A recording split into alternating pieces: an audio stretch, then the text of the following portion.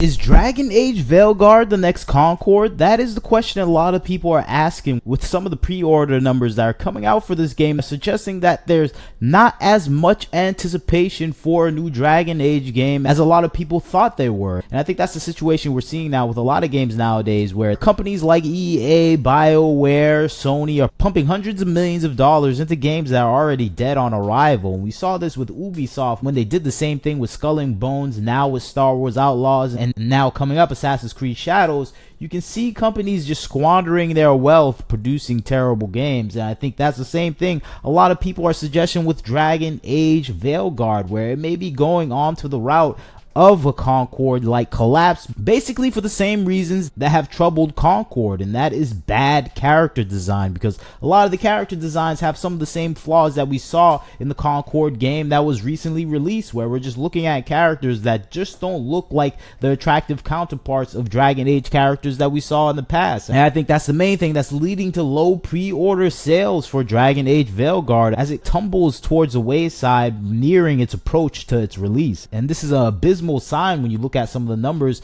related to Dragon Age Veilguard, because it's just not getting that attention that you need from a game that is supposed to be a AAA title. And I think that's the thing a lot of people within the executive staff of EA and BioWare are noticing, that this game is just not getting that attention that they want it to have, and that's why it's still at number 20th on the pre-order list. It has a deluxe edition that's in 14th place, showing that there is still a lot of dedicated fans for Dragon Age Veilguard. But when you look at it in comparison to some of the other games on this list, you realize, okay, it's in pretty bad company. It's near AC Shadows, Assassin's Creed Shadows, which is looking to be Ubisoft's next big bomb. So Dragon Age Veilguard may do slightly better than Assassin's Creed Shadows and Star Wars Outlaws, but is that any better than what we've been seeing recently? Because Star Wars Outlaws itself is having some same troubles with the player base that are playing this game, where it's barely cracking 3,000 players, at least according to some of the stats that we're seeing.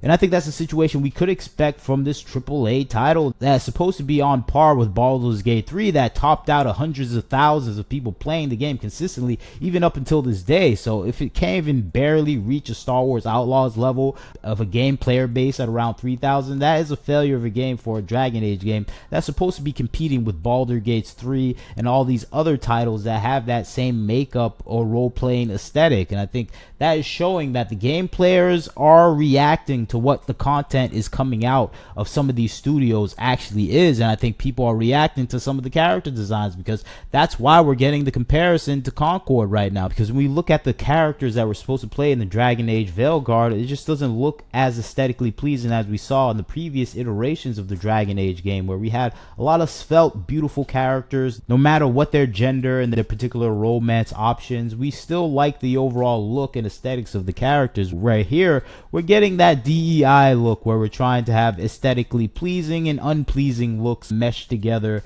along with diverse minority suggestions that just feel heavy-handed and overdone, at least for a lot of the gamers that have been playing games for the past 10 years, because we've seen this portrait before, where we just have the diverse set of characters that kind of look milquetoast in all their glory. And Dragon Age was never meant to be a milquetoast franchise, and I think that's the thing that we're seeing here when we look at the new Dragon Age characters. We just look at them and think, okay, this is just something that is not even trying to be creative or edgy. It's just something that is falling in line with today's modern audience and political progressive takes that have infested the gaming industry. And I think that is a response that you're getting from the fan base itself, where they're thinking about this game, okay, this is a game that is doing everything that we've seen before. And if you're a game coming out nowadays and you're just doing everything everyone already saw before, and you're doing it even at a more excessive rate, people are just gonna back away from your game. And I think that's what's happening with a lot of Dragon Age fans themselves, where they're like just backing away from this game. Of course, there's gonna be some diehard fans that just want to continue the story, but this game just doesn't even feel like a Dragon Age game anymore, with all the mechanics that have changed recently and just the look and animated feel, where it just has that Pixar type of feeling, where it's just, okay, this is not even the game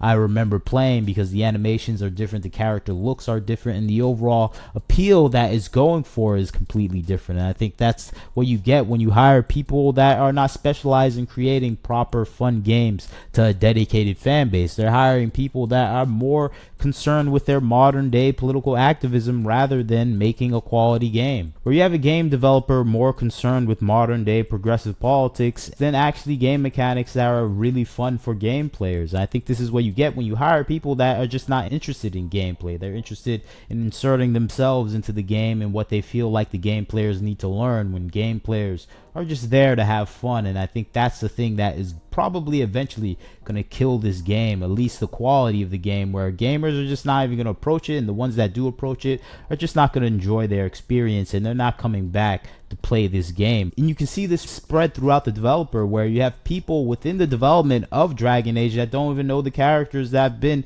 in historical prequels to the game that they're releasing right now. And I think that's the situation where you have developers that don't even know who Zevran is, who's a popular character, but they just don't know who they are because they don't play these games. They don't know these games. They don't study these games because they're making a game based on their own emotions of the modern day era and want to implement that as a teaching moment for the gamers, when gamers are not there for a teaching moment. We're there for an exciting fun moment. We're there to immerse ourselves in a different world, not be inundated with the problems that are coming within today's reality. And I think that's the situation that the gaming world is stuck in, where we have these people that don't like games, that don't know anything about the games that previously were released that they're developing on, and they're leading teams and they're game directors for giant AAA companies. And I think that's reflective of what we're seeing with Concord and how it had to shut down. It was a game developer that was just doing things based on what they want to implement, at least teaching wise, to the gamer. It was about progressive politics. It was about pronouns. It was about racial diversity. It was about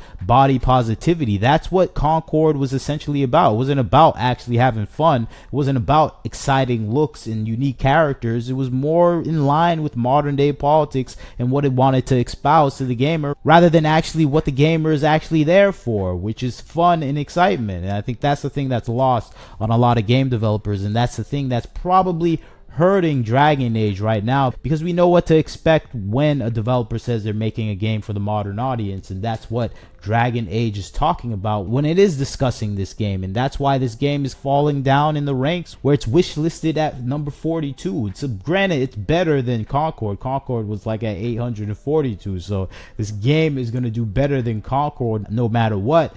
But is it going to be a successful project? And I think that's the thing where we can get down to the basics, where it might not be a successful project, where it may lose BioWare a lot of money. It may even close down the studio. And I think that's the thing that we have the comparison with Concord. Of course, this is not an online game forever like Concord, so it doesn't have to shut down servers. But I think the damage it will do to the studio is going to be a comparison we have to look out for, because Firewalk Studios is a studio that probably will close down. I think BioWare might get destroyed by this game after its release, and I think that's what we have to expect in the future for Dragon Age Veilguard, because we can just look at the likes on its YouTube channel for some of the footage that are being released, where people are just not excited for this game.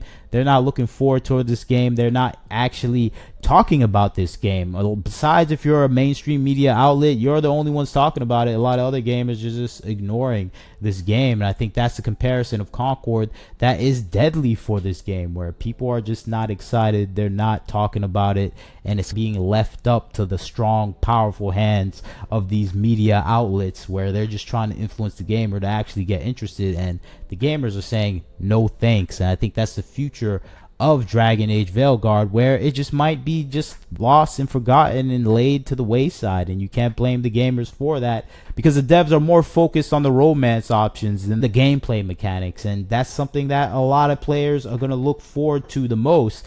Granted, Dragon Age has always been the romantic partnerships that we do see in the game, but I think even that they destroyed by forcing every character to be pansexual, so no one has a real gender identity anymore. Everyone's kind of the same, and it strips them of their own personality. It makes them all the same type of character, essentially. And I think that's where we get that wrong storytelling pattern from game devs that are not concerned with making good stories or good gameplay. They're just there for their politics, and I think it's reflected back in every facet of the game, where eventually we're just getting a game that is not about fun anymore. And I think that's the problem of what we're seeing in gaming, and Dragon Age is the best example of that. But you leave your comments, tell me what you think. Do you think Dragon Age is the next Concord? I think it's nearing it, but of course it won't be the same. We'll have its success, but I still think it will be a failure. But you leave your comments, tell me what you think. Like, comment, share, subscribe. This is Wagner Knows Why. Catch you next time.